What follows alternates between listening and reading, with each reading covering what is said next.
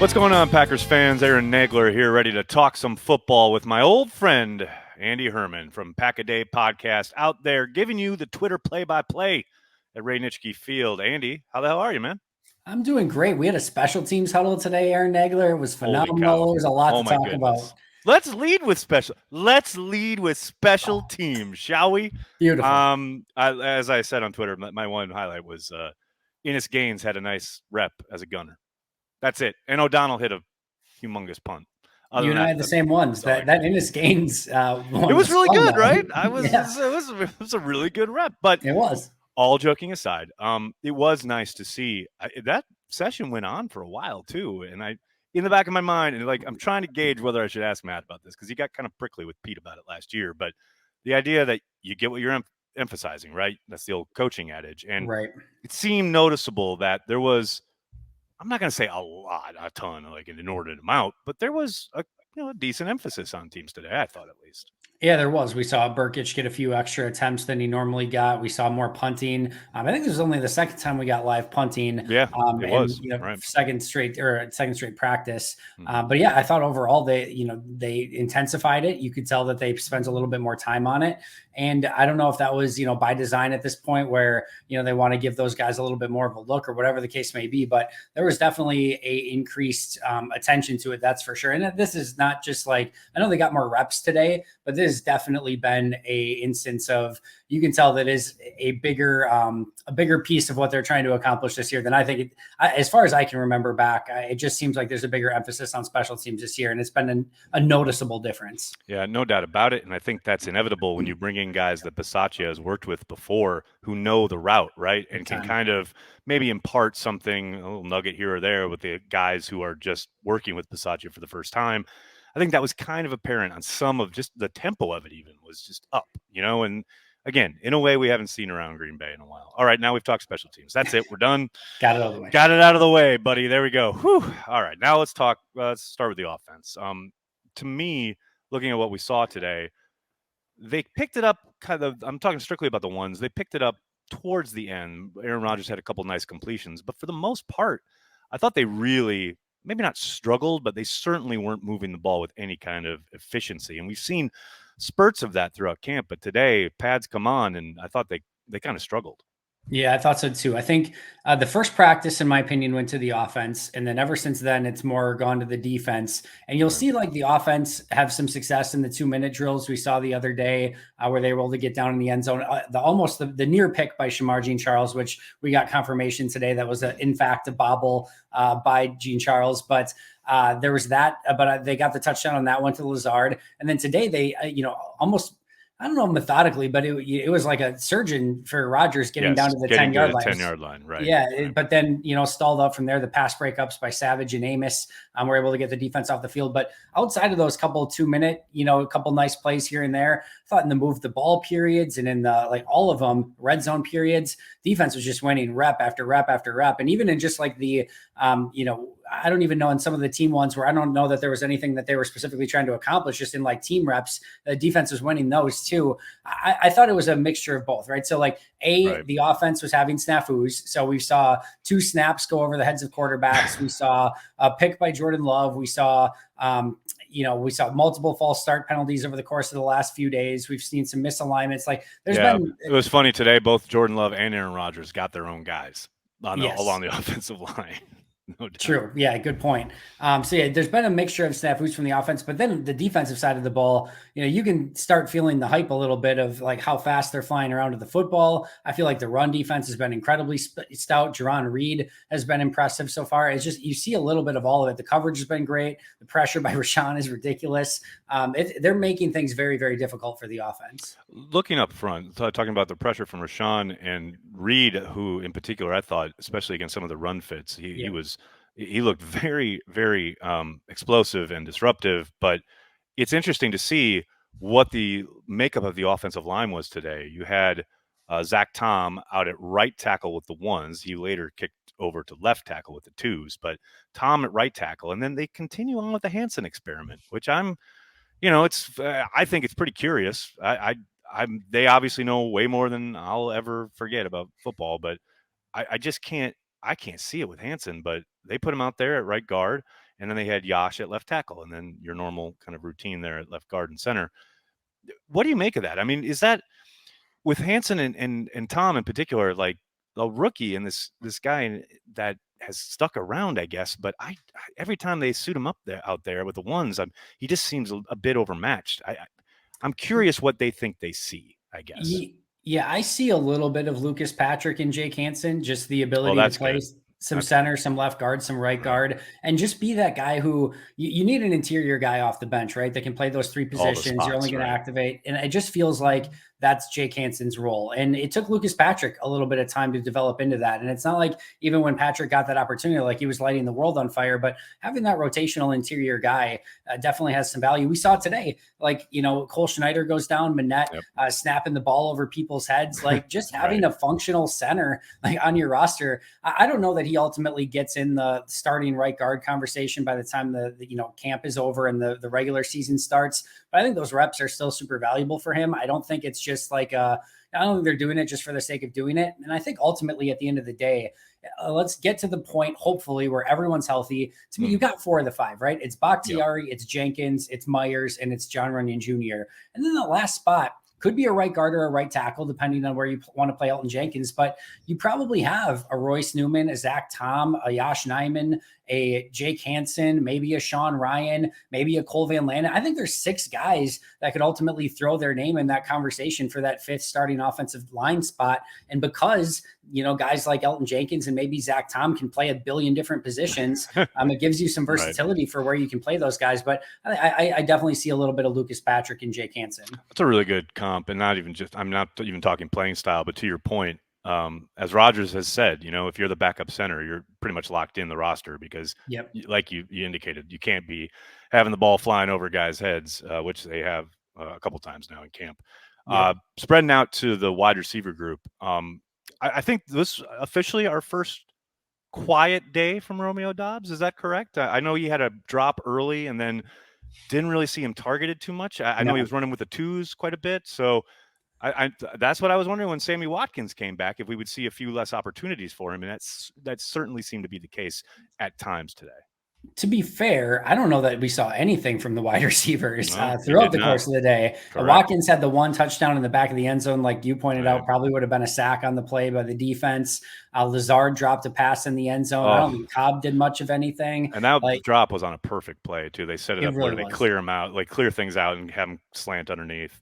Should have been a touchdown. And, Lazard's been, good up until that point, so you can give a little bit of accident forgiveness there. But I just think the corners were fantastic throughout the course of the day. I thought Stokes and Jair, Shamar has been impressive so far. Rico Gafford has been balling the heck out. Where does Gafford come from, right? I mean, it's crazy. No doubt. He has had a camp so far, and it doesn't seem like it let up today, as you indicate. When you look at the running back rotation, it's pretty clear that everything we talked about all offseason is kind of already coming to fruition, whether it's when they do pair them both, meaning Jones and A.J. Dillon. We've seen a number of times where if it is, say, Pony and they're both in the backfield, one of them will almost automatically go in motion. We've also seen where they start out with Aaron Jones split out and A.J. in the backfield and then split A.J. out to give a 5-wide look. But it sure seems we're going to get a heavy dose of both of them, whatever they're trying to do on offense. Whether they've gone tight condensed formations, whether they've spread it out, those 2 guys seemingly are almost always on the field. Yeah, it's been fun to watch both those guys. I'll let you talk about that A.J. Dillon catch today, because that was a really impressive. I'm telling you, what's funny is that legit happened right after and I said it on Twitter. I said, they're really the offense is really struggling. They're not moving the ball at all. Some of it's self-inflicted, blah, blah, blah. And I knew as soon as I tweeted that, something good would happen on offense. That's just the law, right? Yeah. And sure enough, as you indicate, A.J. Dillon down the left seam. And I mean, I don't know. I had a really good vantage point of it because I was way behind the action. So I was looking at it from the quarterback's point of view. And he's running down the seam and he makes an incredible adjustment on that ball as far as like running and then turning and adjusting mid-air to where the ball is and then landing and getting upfield. Just I told him after I saw him on the sideline. I said, dude, that was hella impressive. And he's like, yep, just keep working at it. Cliche, etc. He looked like a tight end on like a legit, like a really good tight end on the play. I mean, truly, it was. I mean, that's the thing, though. We've talked about it all off season. The idea that You lose Devontae, all that production, all those targets have to go somewhere. Well, we've seen in the games where they didn't have Devontae, under LaFleur at least, that means you're going vertical with the running backs. We've seen that time and time again. And on that particular play, you certainly saw it. When you look at, let's look at all the quarterbacks, and I know people dismiss any Danny Etling talk, but Etling has actually looked a bit better than I expected. And for a guy who has bounced around as much as he has, he throws with some good zip, and for what he's being asked to do, fine contribution. I don't see a lot of upside there, but again, he's surprised me a little bit just with how kind of well he throws the ball and how efficient he's been.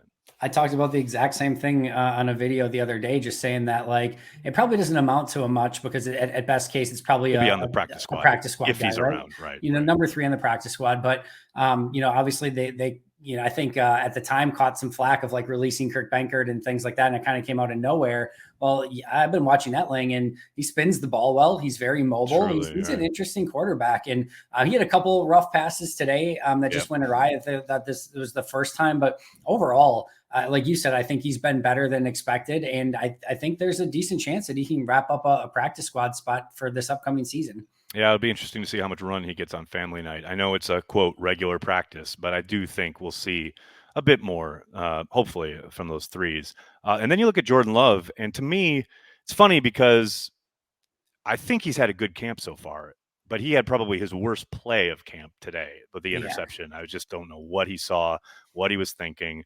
But for the most part, I think he's been pretty darn good this camp as far as getting to the top of his drop, finding his first read, letting it rip in the way that we heard from Matt LaFleur a lot last year. Like, he's just got to stop thinking. He's got to let it rip. Well, for the most part, I think Jordan's been doing that so far this summer.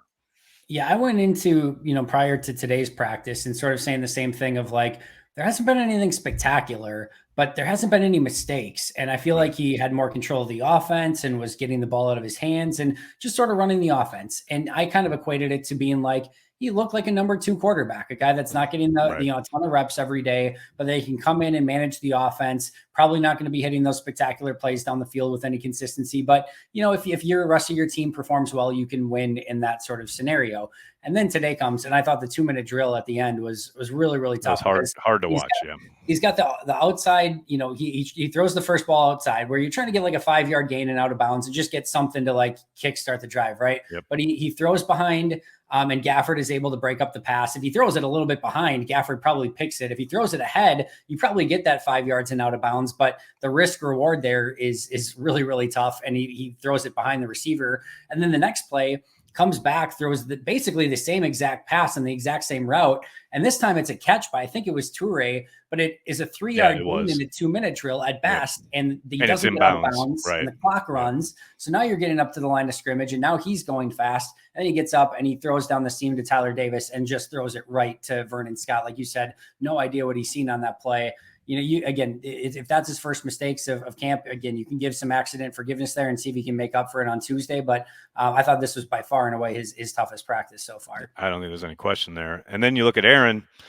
Aaron's Aaron. It's funny for as much as there was so much drama surrounding Aaron last summer. It's such kind of forgotten moment. It's just he's just been doing this forever. You see him and he gets up there and he adjusts things and rolls out or scans the field. The only thing that's seemingly changed is the number plates and the name plates. It's the guys he's thrown to may be younger and different, but he just has such command of the offense. There's nothing that's overwhelming for him. There have been plenty of times the defensive backs have given him nowhere to go with the ball initially, which is just a boon for the defense. But he's Aaron Rodgers. He looks like an MVP. He looks so good, and it's hard to kind of appreciate it when you've gotten so used to it every summer. You never really know what he's looking at and what he's working on, but it is it just, especially when you see it live day after day, it's so impressive. He is just in such command. It is, and it's so easy to take for granted, and it's so easy to get caught up in the Romeo Dobbses and Rashawn Gary beating the backfield in every single play, and and it's just so easy to just be well, Rodgers is doing his thing, but he's doing it at such a high level, and he's doing it over and over, and it's repeatable, and nothing looks different. And I don't know, I can't remember in sports period anything like it, but I've said this before, and I'll say it again. If you went to bed when the Packers lost in the 2 years ago to the Bucks, and then Right. woke up the day after Rodgers gave his like scathing press conference, like his airing of grievances press conference, like Right. the day after, you would have not known that anything went on almost like whatsoever. Like it was so immediate Right. that like it's just like once he got it out of his system, and then David Bakhtiari got the golf cart for him and Mhm. everything. And And then it was just like from there, it it was was like back. smooth Yep. sailing. And there hasn't been like any him and Brian Gutekunst are goofing around on the like Right. at different times. It's just unbelievable of like how it seemed completely irreparable Right. to then just being like a couple days after camp starts, it's totally fine, no problems whatsoever, and ever since almost perfect. Yeah, it's fun to watch him on a football field. There's zero doubt about that. Now we switch over to the defensive side of the ball, and man, you mentioned it early on, Jarran Reed. Okay, welcome to the party. I mean, you talk about early downs, right? And that's where the Packers really need to improve as far as not allowing teams to operate in second and short, right? Just especially if they want to try and run the ball. Packers really struggled there last year. I think Jarran Reed doesn't solve anything, but he certainly helps. If you're throwing him out there, just the little bit we've seen over a Tyler Lancaster, who greatly overachieved for where he arrived in the league. I take nothing away from him. Godspeed on his NFL journey. But man, that is a pretty significant upgrade, at least in their base set.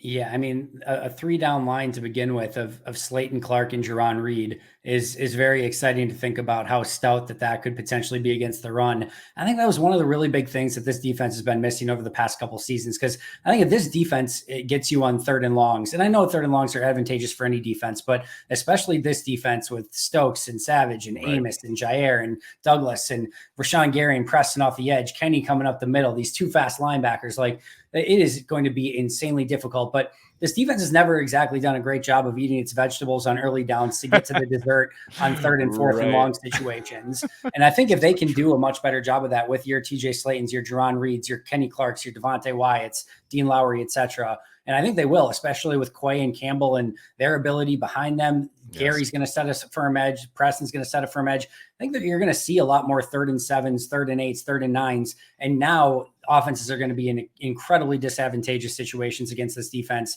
And I'm really excited to see if that can be the case and how Joe Barry can really take advantage of that with his guys. It's interesting you mentioned Campbell and Walker.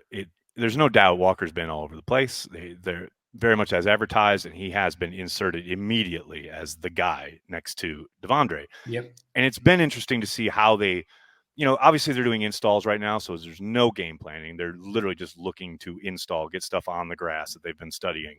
But man, there is not a noticeable difference in speed when Quay Walker goes off the field and you put the nickel on, whether that's, usually Douglas, but that's been the thing that's been missing for so long. And it's so funny to watch when the pads came on today. The run game, the run defense, Campbell in particular, there were a number of times where he just filled the hole and thudded in the hole, and then obviously let up because it's practice and you're not supposed to tackle to the ground. But the physicality and the ability to get there because there's no second level penetration, the guy could have 120 tackles this year. It wouldn't surprise me at all. No, I think that like if the first couple of days of camp, and I'm sure there's going to be like different versions of this throughout the season, but it seemed like they decided to go. They were still in the nickel with the 5 defensive backs, but they had the 3 defensive linemen, the 2 edge rushers, and then Campbell was the lone inside linebacker. And then I don't know if they just are like, all right, we're not taking Quay off the field, but the last couple of days, the nickel's been a 2-2, or 2-4, where you've got Clark or Jarran or 2 defensive linemen, then your 2 edge rushers, and now they're not taking Quay off the field, and it's Quay and Devondre instead. So I'm sure they're going to have use both of those defenses at some point this season. But in a way, it was almost like, all right, that was a fun lineup, and I'm sure we're going to use that at some point. But we're good with taking Quay off the field. We're going to keep him on there from now on. Yeah, I'm down with that plan. You mentioned the edge rushers, and I think we all know what Preston and Rashawn are going to bring to this team. But I think over the last couple practices, and today in particular, especially with the pads on, you got to be encouraged by what we've seen from Za'Darius and Tipa in kind of relief of their frontline guys, because that has been a big question all summer is like, what are they going to do about their depth? And obviously nothing's set yet. It's very early. They could still pick someone up off waivers. Maybe they make a trade, that sign a free agent, all possible. But you got to be encouraged by what you've seen from those two in relief of the starters. Yeah, now, as I say this, Za'Darius is probably going to get like cut tomorrow or Yeah, something. But like, well, that's the I was, curse, right? I was, I was like sneaky high on Ladarius last year in the minimal snaps that he got, and kept wondering why he wasn't getting more play over the Jonathan Garvins and even Tipa last year at Right. times. And then, I was cautiously hopeful that like he might be able to show out when given an opportunity. I thought those two guys had a really nice practice today. They combined for a pressure on one play. Tipa had a pressure on another. Tipa had a really nice job setting the edge on one play. I was very impressed by both of those guys. I thought they had their best practice. It hasn't been, I don't think, by mistake so far that those two have been the number 3 and 4 edge rushers throughout camp so far. You'll see Right. Kingsley get some snaps here and there. I think for the first time, I think got a little Randy Ramsey in there today as well. But And he's overall, coming off the injury, so that's, yep. To be expected, definitely. Exactly. So, but so far, I've been impressed with those two, and they have big shoes to like fill in, because we know that number 3 spot is going to get used quite a bit. The 4 will get used, and last year I thought when Gary and Preston went out, and all of a sudden Tipa and Garvin comes on, and it's just such a huge downgrade overall from what you had on the field to what you had now. If those guys can be even just a little bit better than what they were, I think that's going to really help the defense out quite a bit. I couldn't agree more. And it's been interesting to see that they're running with the ones. It's not like they're Yeah. getting this run with the twos or against the second lines. They're going up against the starters, and they're holding their own, no doubt about Yep. it. And then you pull back to the secondary. You mentioned it in the red zone work today. That should have ended with the ones with a interception by Amos. He drops it, but it was a fantastic break on the ball. Savage had a nice break up earlier in that sequence, and they will occasionally give up a play. Every secondary does. But man, they make it tough. There is no guy is running wide open against this defense. You just don't see it.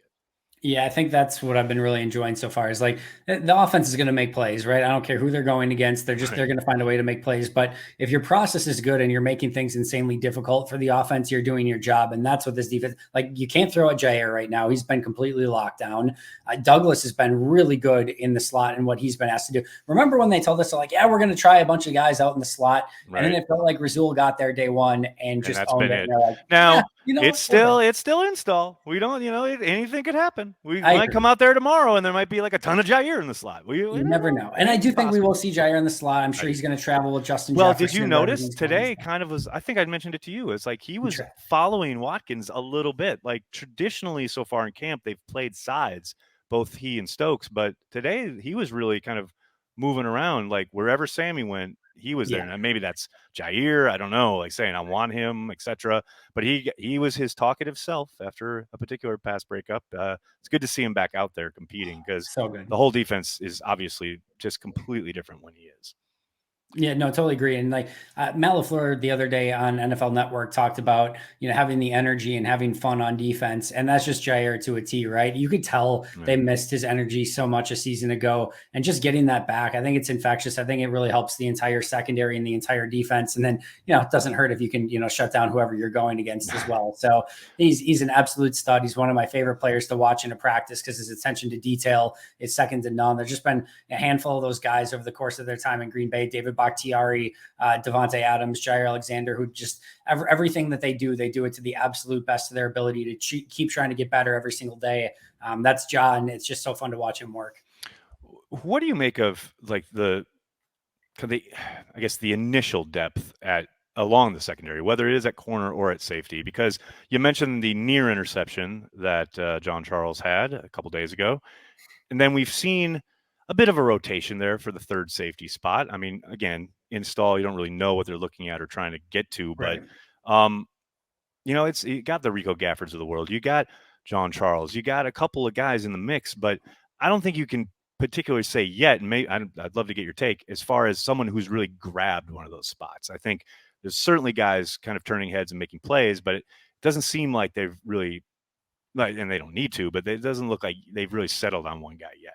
No, I'm encouraged because we've seen plays by Shamar, we've seen plays by Gafford, we've seen plays by Ento. I think all of those guys have played above what I would say would have probably been my expectation going into camp so far. And Sean Davis had a really nice pass breakup in the end zone a couple days ago. Right. Vernon Scott had the pick today. Dallin Levitt's getting time with the ones already. So, and we haven't even seen Keyshawn Nixon, who looked like he was going to be the number 4 corner in OTAs and mini camps. So I'm more cautiously optimistic than I had been going into camp about the secondary. And I think it also just goes to show how deep this defense is overall, where like today, for example, like Shamar and Isaiah McDuffie and Tipa and Vernon Scott and Za'Darius Hamilton, those guys are subbing in with the ones. It's not like when we're talking about them flying around, it's not like they're just playing the same 11, like their 11 best guys and going out. Like they're getting a lot of these guys rotated in, and the defense has still been sticky and impressive. And that's with some of those guys getting decent amount of reps too. So